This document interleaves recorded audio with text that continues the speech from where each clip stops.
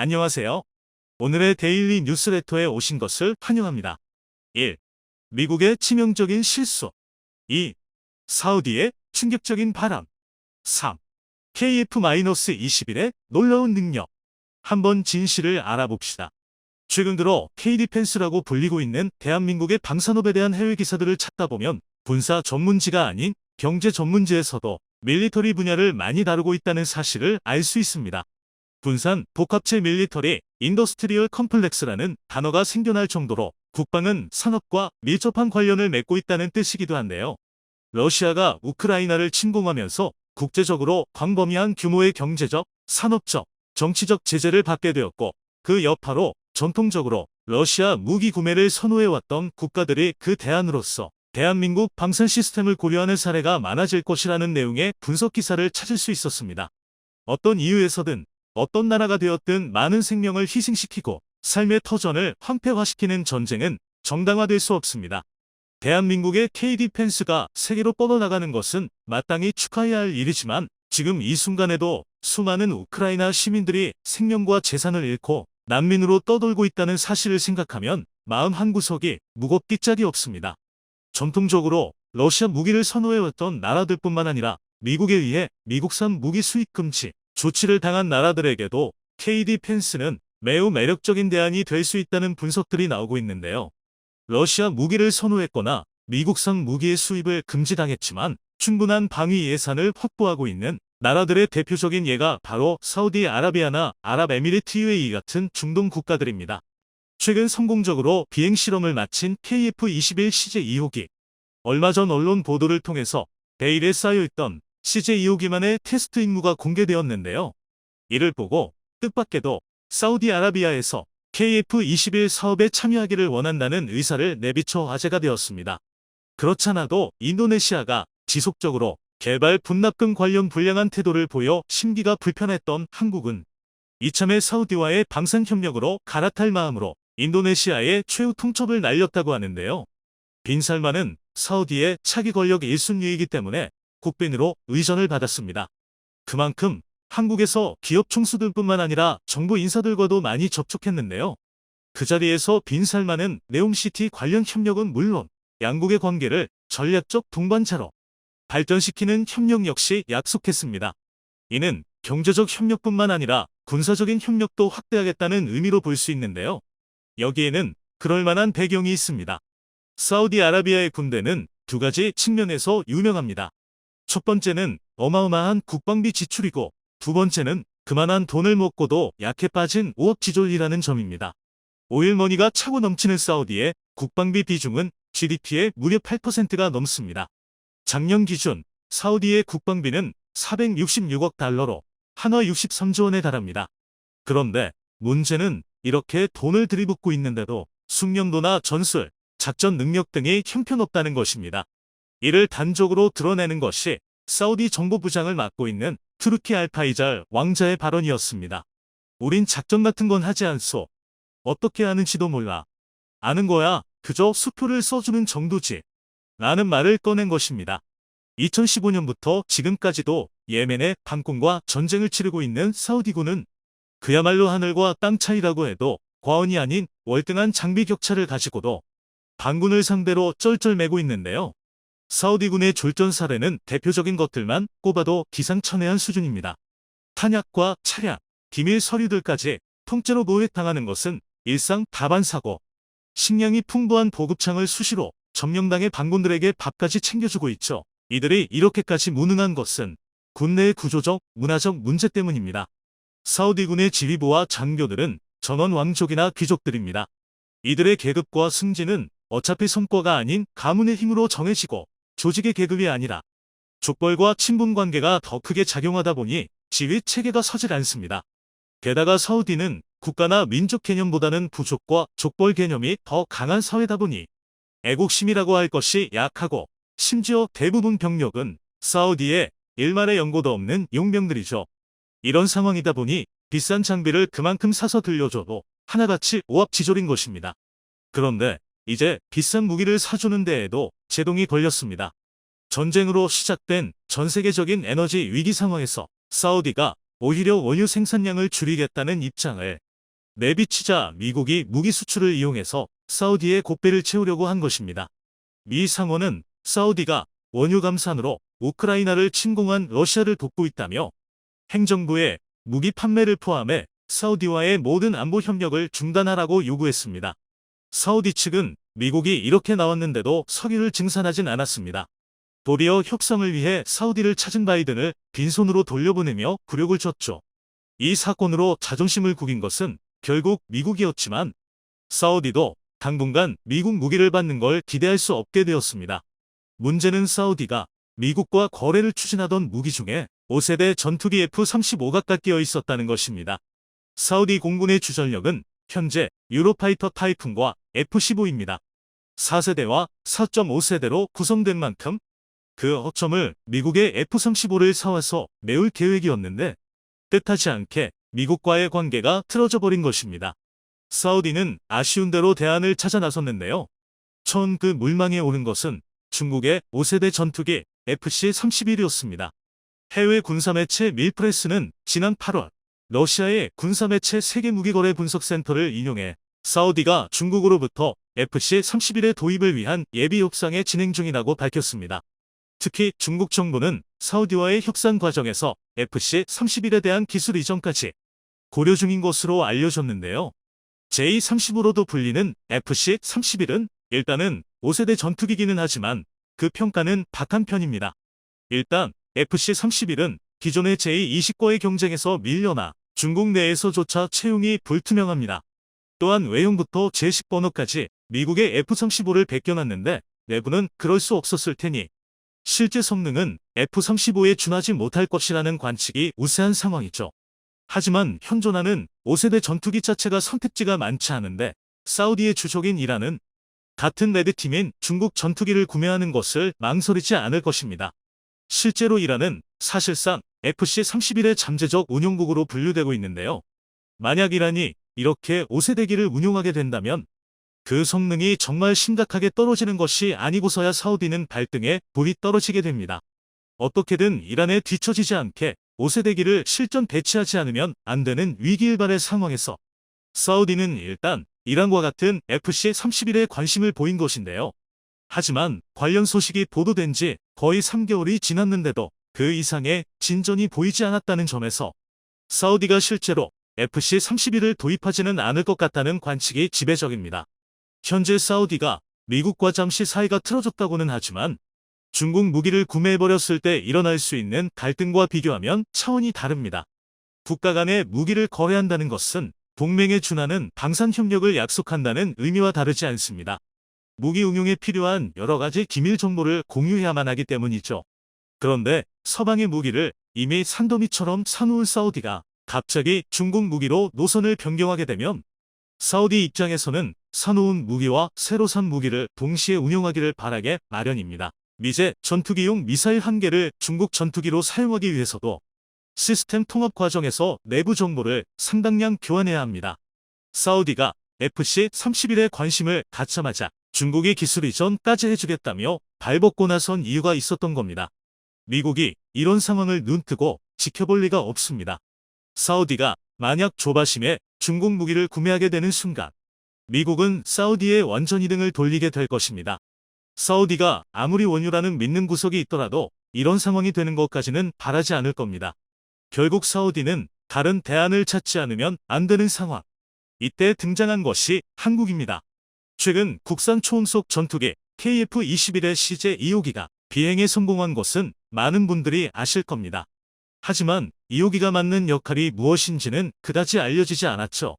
타이는 동일한 사양의 시제기를 여러 개 만들어서 서로 다른 테스트 임무를 맡김으로써 개발 기간을 단축하는 전략을 활용하고 있는데요. 이 중 2호기가 맡은 주요한 역할은 하중시험, 외장 분리 실험, 고반음각 시험의 세 가지입니다. 하중시험과 외장 분리 실험의 경우 무장 투사 능력에 관한 것으로 보이는데요.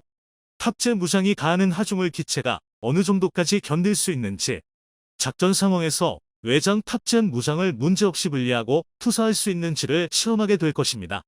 KF-21의 경우 국산 극초음속 미사일 하이코어, 암램과 사이드와인더를 대체하는 국산 공대공 미사일, 그리고 아직 연구 단계이지만 위성 공중 발사 플랫폼까지 다양한 무장을 탑재하게 될 예정이기 때문에 이 실험이 매우 중요할 것으로 보입니다. 고바늠각 시험의 경우 기동성에 관련된 실험인데요. 바듬각, 즉 동체와 진행 방향 사이의 각도가 어느 정도까지 벌어져도 비행 상태 유지가 가능한지를 실험하는 것입니다. 쉽게 말하자면 기술을 얼마나 들어올려도 날 수 있느냐를 따지는 것입니다. 전투기의 경우 이 바듬각이 높을수록 그 유명한 코브라 기동과 같은 역동적인 기동을 선보일 수 있습니다. KF-21의 외형은 미니랩터라고 불릴 정도로 F-22 랩터와 닮아 있는데 F-22가 무려 60도라는 극단적인 고바능각을 견디는 것으로 유명한 만큼 KF-21에 거는 기대도 큰 상황입니다. 이러한 KF-21의 성능과 추후 5세대 이상으로 발전하는 업그레이드 계획은 사우디가 군침을 흘릴 만도 했습니다. 중국의 FC-31은 아직 개발이 완벽하게 끝나지 않았고 이란과 같은 사우디의 적성국이 이를 손에 넣을 때까지는 아직 유예 기간이 조금 남아 있습니다. 여기서 사우디는 인도네시아의 뒤통수로 개발비 환수에 애쓰는 카이에다 오일 머니를 대주고 KF-21의 개발에 참여하는 선택지를 고를 수 있습니다. 그렇지 않아도 카이는 얼마 전 인니와 분담금 납입 일정을 구체화하는 작업에 착수했는데요. 이는 사실상 인니에 스케줄대로 분납금을 내놓지 않으면 사업을 원만히 진행할 수 없다고 초유 통첩을 날린 셈입니다. 여기서 사우디에 투자가 들어오게 되면 한국 입장에서는 인니를 더 안고 갈 필요성을 느낄 수가 없습니다. 그래서 이번엔 사우디를 사업에 끌어들일 수 있게 한국이 더 적극적인 공세를 펼쳤는데요. 빈살만 왕세자의 동생인 칼리드 왕자가 비행시간 1000시간에 달하는 베테랑 F-15 파일럿임을 언급하며 더 좋은 전투기에 관심이 없느냐며 러브콜을 보낸 것입니다. 그렇지 않아도 비호 II와 천궁 II에 큰 관심을 보이고 있던 사우디도 이참에 한국과 더욱 전폭적인 방산 협력을 고려하고 있는 상황입니다. 한국과 사우디의 합작으로 KF-21의 사우디판인 SAF-21이 탄생할 수도 있다는 기대감이 고조되고 있는데요. 기술력을 바탕으로 점점 더 세계로 뻗어나가는 한국 방산, 한국의 자랑 KF-21 전투기에 한국산 스크램제트 엔진에 들어갈 고속추진관 기술을 한국 고유의 기술로 확보하는 소식입니다. 스크램제트 엔진 구조는 단순하지만 기술적 난도가 가장 높은 엔진 형태로 알려졌습니다만 이번 한국형 스크램제트 엔진 개발이 대단한 이유는 개발 속도 때문인데요. 주요 선진국이 반세기 넘게 매달린 기술 개발을 한국 기술진은 20년 만에 주파했습니다. 2000년 한국항공우주연구원 주도로 극초음속 공기흡입식 추진기관 연구에 나선 이후 전력 질주한 것입니다. 이처럼 KF-21 전투기용 램제트 엔진이 마하의 초음속에 도달하기 위한 필수 기술 중 하나로 전 세계에서도 희귀한 기술입니다. 과거 국방과학연구소는 KF-21 보람의 전투기의 국내 개발이라는 성과를 넘어 엔진과 같은 초고난도 기술력을 요구하는 핵심 구성품까지 우리가 직접 개발하여 항공기술에서 세계적인 강대국으로 확실하게 등극해야만 한다고 강력히 주장했는데요. 저바이패스 터보팬 엔진 분야에서 미국산 F414 엔진을 2030년까지 대체하고 같은 성능의 국산 엔진을 개발하는 것은 물론 한국산 미사일 무기에 장착할 램제트 엔진도 함께 개발하는 동시에 파생형인 스크램제트 엔진을 개발하는 계획을 세웠습니다. 연구진들은 항공엔진 독립이라는 비전을 실현하기 위해 미국과 러시아의 기술적 협력을 추진했으며 올해는 다누리호와 누리호 발사에 성공하면서 엔진 분야에서 큰 성과를 이뤄냈습니다. 이처럼 우리 한국의 엔진 첨단 제조업은 그 기술력이 날이 갈수록 상승하고 있으며 이제는 한국형 고속추진관과 스크램제트라는 차세대 엔진 기술력 획득과 더불어 초음속 제트기 엔진의 핵심 기술까지 모두 습득하는 데 완벽히 성공했습니다. 이번에 개발에 성공한 스크램제트 엔진은 램제트 엔진의 파생형으로 마하 5 이상 속도에서도 효율을 극대화할 수 있는 장점이 있는데요. 기존 램제트 엔진은 흡입구로 들어오는 공기 속도가 마하 1.2 이상이지만 엔진 연소실 내부 충격파로 속도가 줄어든다는 단점이 있습니다. 실제로 연소 단계에선 마하 1 이하 암속 상태에 머물게 되는데 이러한 메커니즘은 비행체가 마하 5 이하 속도를 유지할 때는 문제가 없지만 그 이상 속도에 진입하게 되면 탈이 나게 됩니다. 엔진 연소실 내부의 충격파가 너무 커져 내부 압력과 온도 상승으로 엔진이 터질 위험성이 크기 때문입니다. 그래서 안정적인 초음속이 가능한 스크램제트 엔진은 이 같은 문제를 해결하고자 고안되었습니다. 스크램제트는 터보제트나 터보팬과는 달리 추력을 위한 물리적인 장치가 없기 때문에 최적화된 애프터버너 사용이 가능합니다. 스크램제트는 고고도에서 모을 때 효율이 크게 올라감으로써 지그재그 패턴에 맞춰서 엔지니어를 분사시키고 압축된 공기를 연소시킴으로 연료를 많이 뿌릴수록 더욱 강력한 출력 성능을 보여주는데요. 스크램제트 엔진 내부에서 초음속으로 흐르는 공기에 연료를 분사해 연소 반응을 이끌어내 안정적인 마하 5 이상의 속력이 가능하게 되는 것입니다. 이를 바탕으로 만들어진 KF-21 전투기에 탑재될 스크램제트 엔진은 마하 4까지 낼 수 있을 정도로 능력이 매우 뛰어나며 F414 터보팬 엔진과 비교해봤을 때 크기 대비 출력이 매우 우수한 점도 특화된 장점이 될 수 있습니다. 무엇보다도 이러한 스크램제트 엔진을 국산화한다면 터보팬 엔진보다 단순화된 부품 덕분에 교체 부품의 공급 체계가 안정화돼 KF-21 전투기의 정비성은 높이고 운용비는 대폭 절감하는 효과를 낼 수 있습니다. 연구진들은 KF-21 전투기의 핵심으로 설계된 스크램제트 엔진 기술을 완전히 자립화시키기 위한 국산 전투기 엔진 프로젝트를 점진적인 개발 단계를 통해 2030년까지 한국의 KF-21 전투기 램제트 엔진에 적용되는 고속추진관 외의 모든 기술력을 대한민국이 직접 보유하는 것을 중점으로 두고 있습니다. 즉, 100% 국산화 한국산 전투기 심장이 탄생하는 순간이 머지않았다는 뜻이죠. 최근부터 로키드 마틴이 밀고 있는 표어가 있는데요. 바로 이제부터는 속도가 스텔스이다입니다. 빠른 속도로 사라져 레이더로는 잡을 수 없는 속도가 진정한 스텔스라는 것이죠.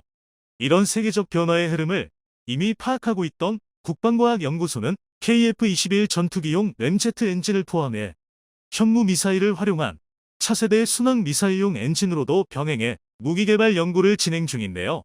2022년에 들어 대한민국의 첨단 군사무기 제조업의 기술력이 날이 갈수록 상승함에 따라 현무3에 들어가는 차세대 순항 엔진 기술 획득과 동시에 국방과학연구소 역시 소형의 스크램제트 엔진을 비행시켜 최적의 기술력까지는 확보했다는 발표를 하여 모두를 놀라게 하였죠.